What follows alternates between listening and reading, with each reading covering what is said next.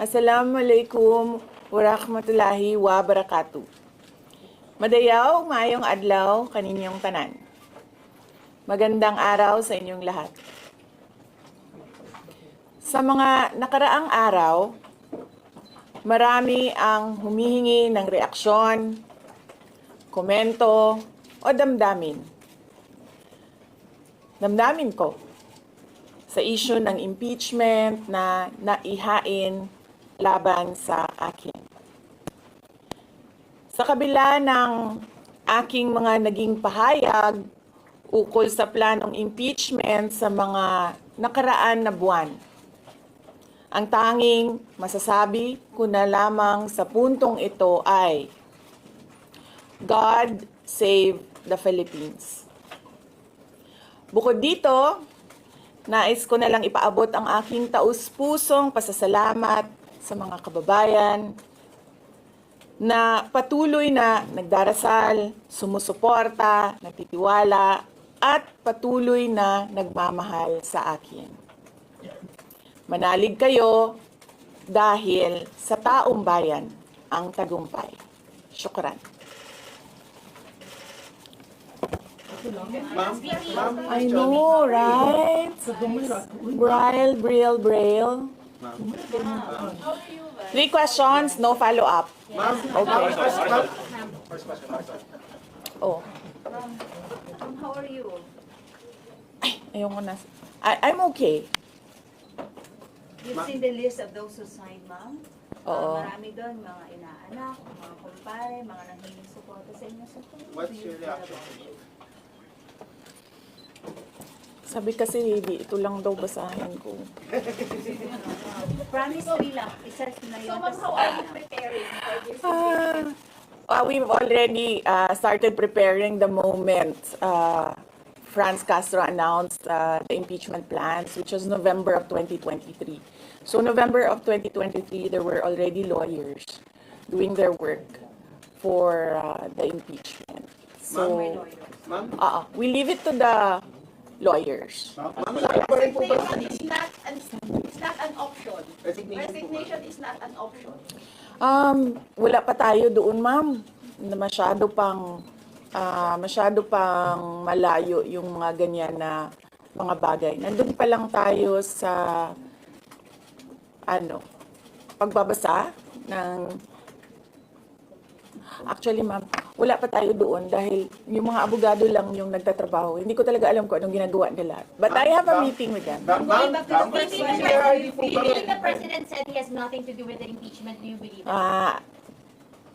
I do not want to answer that question. Next. Ma'am, confirm po ba na si dating Pangulo Rodrigo Duterte ay isa sa mga abogado niyo para sa impeachment case? I do not want to answer that question. Yes, ma'am. Nakikita niyo po ba na may hahalin tulad ng sitwasyon ngayon ng bansa sa 1984 ni George Orwell? I do not want to answer that question. Last. Na yung mga kaalyado ng hiling suporta, mga inaanak, mga kumpare, kumari sila yung mga pumirma sa inyo. Paniwala ko lang, no, if you have to explain or defend your signature in a yes petition for impeachment, then you feel that you have done something wrong. Kasi kung wala ka namang ginawang mali, bakit mo i-defend yung pirma mo? Ma'am? So yun yung paniwala ko. Okay. Ma'am, naniniwala po ba kayo na may gumalaw po for the impeachment? May gumalaw po na parang money involved? I do not want to answer that question. Yes. Will you be endorsing senators, lalo na po sa PDP slates, especially that may possibility na mag-overlap yung trial sa next Congress? Hindi pa namin napapag-usapan kung ano yung gagawin ko for the upcoming campaign and election. Pero nasabi ko na noon na patuloy yung trabaho namin, and isa sa mga trabaho namin ay gusto namin tumulong sa Commission on Elections in voter education, particularly yung wag mo ibenta yung boto mo, wag gumamit ng dahas during campaign and election day, yung mga ganon. Ma'am, payo niyo lang po sa ating mga kababayan sa nangyayari po ngayon sa ating bansa. Yes, sabi ko nga kanina sa statement ko sa ating mga kababayan na patuloy na sumusuporta, nagmamahal, nagdarasal, napakahalaga nun, ay manalig lang sila dahil sa taong bayan ang tagumpay. Bibing, anong nag-blooming daw patapos na mo yan? Nganong naakadri sa Manila na taga Davao man ka? Valentine's Day. Ako ba sa Ma'am, Yes sir. Ma'am, sabi niyo po late last year pa lang nagpe-prepare na kayo para dito. Pwede po i-brief niyo kung right now po after i-transmit sa Senate, saan na po yung preparation? May legal team na po ba and nasaan na po? Well, may meeting kami mamayang hapon dahil nag-meeting sila kahapon. Hindi ako sumali. So merong briefing, legal briefing mamaya ang mga lawyers. So I will know more this afternoon. Can you name some of the prominent members of your legal team? Pakikita nyo na yan pagpasok nila ng kanilang entry of appearance. Ma'am, tuloy po ang trabaho kahit may pinaghahandaan po kayong impeachment.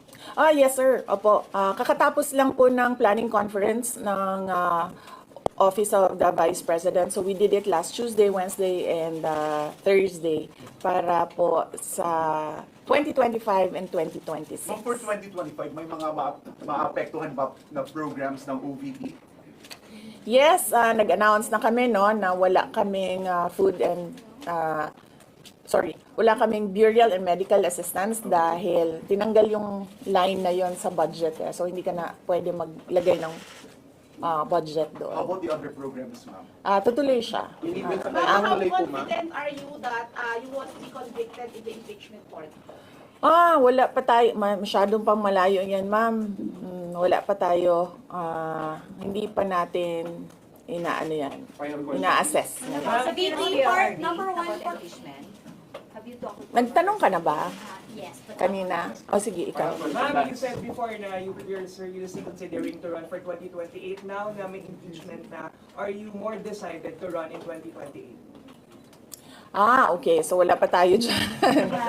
Wala pa tayo dyan. But nasabi ko naman di ba, paulit-ulit kung we are seriously considering that. But it's difficult to decide without numbers. So, kailangan malaman yung surveys and numbers. Sa next year pa yun.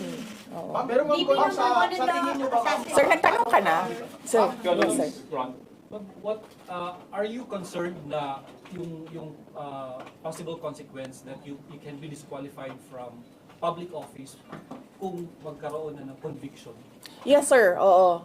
Alam ko po yung penalties ng impeachment. And the moment na nag-resign ako sa Department of Education, before ako nag-resign sa Department of Education,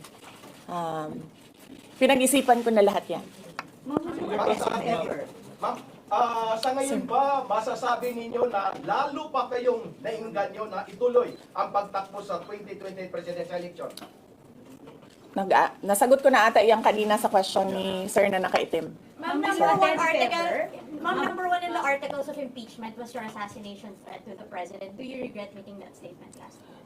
I did not make an assassination threat to the president. Ma'am, Sila lang nagsasabi niyan. Sila lang nagsasabi may assassination, sila nagsasabi may assassin, may gunman. Do not say that. Vice, last time, tinanong ko kayo if confident kayo sa numbers ng House. And sabi nyo, hindi kayo confident. And nagkatotoo nga. Ngayon sa Senate, you said na parang meron kayong confidence sa mga senador. So, ngayon, how do you feel about that? Do you still feel confident with the numbers in the Senate? Sandali, mama. Kailan ko sinabi yun may confidence ako sa numbers sa Senate? Sit down. Ano exact na sinabi ko?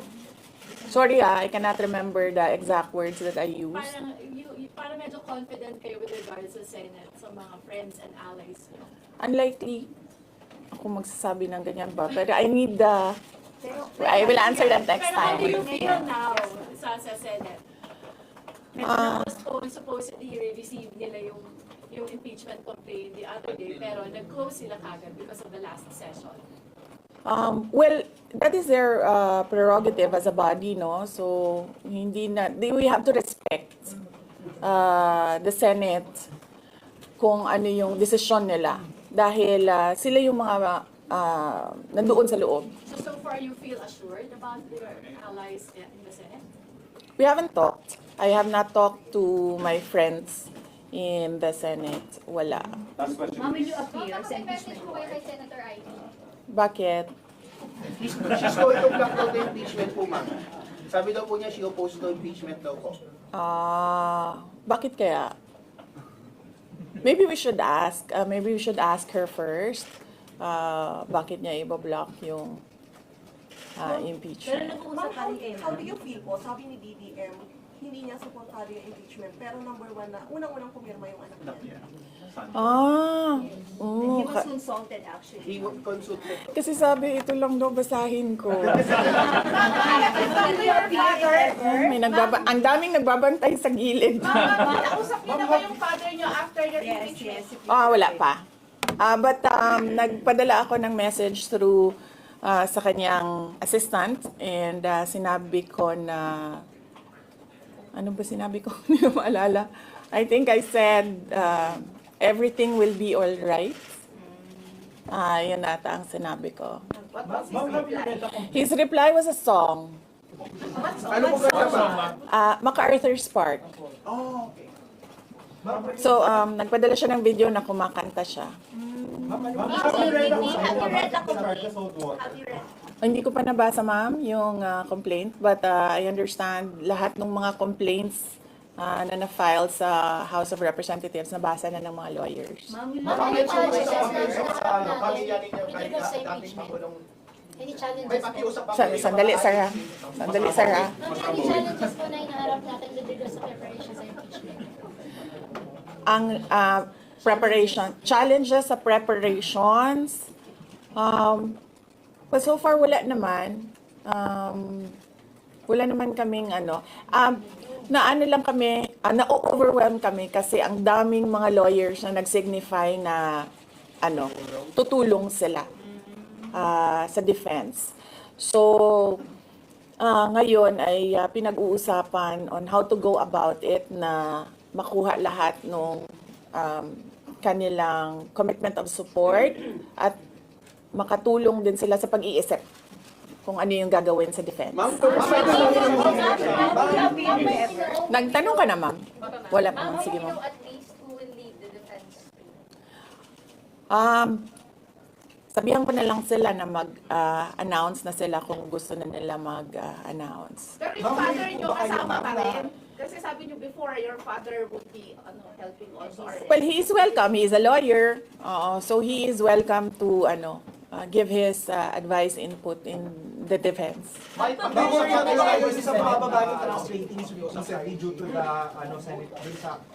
I will not answer that question. Is Yusek Zulaika back? Yes, I'm sorry. Yes? Is Yusek Zulaika Lopez back? Yes. So what happened was, nag-indefinite leave siya, and then she was admitted to the hospital doon sa Davao City na hospital siya, and then discharge siya ng mga doctors with ulitin ko. Si Yusek Zulaika Lopez, nag-indefinite leave siya after nung sa veterans hospital admission niya. Umuwi siya ng Davao, and then hospitalized siya doon. And then sabi ng doctors niya, we will discharge you but you have to come back ngayon ata, February, for further tests. And then bumalik siya for 1 day dito. Noong January, bumalik siya for 1 day dito sa Office of the Vice President, and she said na mag-leave siya for 2 months. And then I said yes, take the time that you need for your health. And then after a week, bumalik siya. Noong January, after a week, bumalik siya dito, and then she said hindi ako mag-leave. So sabi ko, okay, welcome back. Ma'am, kamusta po Did you appear, ma'am? INC? Meron ba pakikipag-usap kayo sa INC? Dahil sila po yung nag-rally against para wag ituloy yung impeachment. Hindi pa po kami nagkausap ng INC, sir. Pero nagpapasalamat po ako sa INC at sa buong sambayanan sa kanilang pananawagan ng kapayapaan. Ma'am, kamusta po ang staff ng numbers in Senate? Nagtanong ka na, sir? Not yet Dapat, po. sir. You think you have the numbers in the Senate to be acquitted? Hindi ko masabi yan ngayon, sir. Wala pa kami dyan. Ma'am, Nagtanong ka na, ma'am. Wala pa. Ma'am, would you consider former President Duterte to be your lead defense? He will, maybe if he wants to, he can be part of the defense team. But because of his age and because of rigorous preparations in an impeachment case, baka sabihin ko sa kanya na wag na lang siyang mag-lead dahil medyo may edad na si former President Rodrigo Duterte. He's already 80 years old this Ma'am, year. kamusta po ang staff ng OVP after they heard about the impeachment po, ma'am? Ano po naramdaman po nila na when you were impeached by the House? Ano po naramdaman ng staff ng OVP in general? Are they sad? Are they worried po ba, ma'am? Hindi ko alam nila na pinagtatawanan lang nila ako dito sa gilid kasi hindi daw ako sumunod. Sabi, basahin lang daw talaga ito. Ma'am, you will appear sa impeachment court, ma'am, if ever. Ha? Will you appear sa Okay. Kung pwede namang hindi, and I understand, pwede naman, hindi na. Oo. Kasi baka ma-intimidate lang sila lahat sa presence ko doon. May mga plano po ba kayo para itulak ang pag-audit, lalo na po sa mga kongresista natin na ginagamit ang pera o pondo ng gobyerno para sa black propaganda against you? Hindi ko na muna sagutin yung tanong na yan ngayon, ma'am. Doon muna tayo sa God Save the Philippines. So ma'am, will you dissuade or encourage your supporters in case they would go to the street to rally? Sa panahon ngayon, ma'am, na sobrang mahal ng presyo ng mga bilihin, lalong-lalo na ng pagkain, sasabihin ko sa mga supporters sa taong bayan na unahin muna nila ang trabaho and negosyo nila kesa sa mag-rally sila sa mga daan. Dahil marami o lahat tayo breadwinners. So merong mga bata or merong mga kapamilya na nagdedepende sa atin. At tayo naman ang social media capital ng buong mundo. Kung gusto talaga nilang magsalita at tumulong, doon na lang sila sa social media kung saan nakakatrabaho pa rin sila. Pero nagagawa nila kung ano yung nararamdaman nila na gusto nilang gawin. At yun ay magsalita at marinig sila ng taong bayan at ng mundo. Sabi ninyo, hindi niyo pa masabi if you have enough numbers in the Senate for an acquittal. Are you not confident that you have enough allies to avoid a conviction in the Senate acting as an impeachment court? Hindi ko pa naisip yan, sir. I've not counted numbers of votes in the Senate, so we are not there yet. We are still, the legal team is still in the preparation of the defense and what we will do moving forward. Ma'am, do you feel betrayed? Maraming mga congressmen from Mindanao voted yes. 70%. Sorry for that. Do I feel betrayed? How do you feel ang daming taga Mindanao na congressmen? Actually, ma'am, wala akong feelings. Wala akong feelings about it. Kasi, kung napapansin nyo, wala naman kasi talaga akong barkada na politiko. I don't join their circles. But we are friends. Yes. But kung ninong at ninang lang ng mga anak, walang ninong at ninang na politiko ang mga anak ko. Oo. Maliban kay Stonefish, dahil nandoon si former President Erap Estrada. So, I don't move in the circle of politicians. Kaibigan, yes. But to say that meron akong close relationship, personal relationship with them, wala naman. Kaya siguro, ganyan din siguro kadali sa kanila ang magdesisyon about the impeachment. Kasi wala naman talagang something that is worthwhile sa aming pagiging magkaibigan. Last question. Ma'am, last on impeachment, nagkaroon po ba kayo ng prior information na may impeach kayo sa House on their last session day? Or may nag-PM ba sa inyo? Naka-receive po ba kayo or may nag-tip sa inyo? Yes. Oo. Si JC. Si JC. Hindi siya natulog. Sabi ko sa kanya, matulog ka na, JC, kasi ang mangyayari ay mangyayari kaya sera-sera. Diba? Ma'am, comment nyo lang po, ma'am.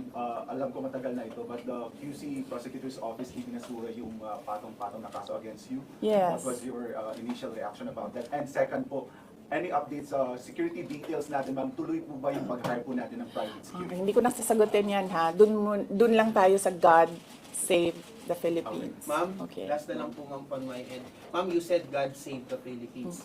Gaano na po kalala ang problema ng Pilipinas ever since na nagkaroon ng issue sa impeachment na ito? Parang ano po yung nakikita yung problem sa Philippines ngayon at bakit nila inuna itong impeachment na ito? Gaano kalala ang Pilipinas na pag-iwanan na tayo ng panahon at ng ating mga kapitbahay dito sa region at napag-iwanan na tayo ng mundo.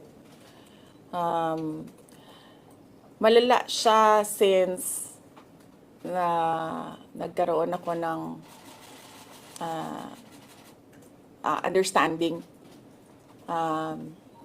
Kasi 1990s, tapos 1990s, magulo. Well, sa amin, magulo, sa Mindanao.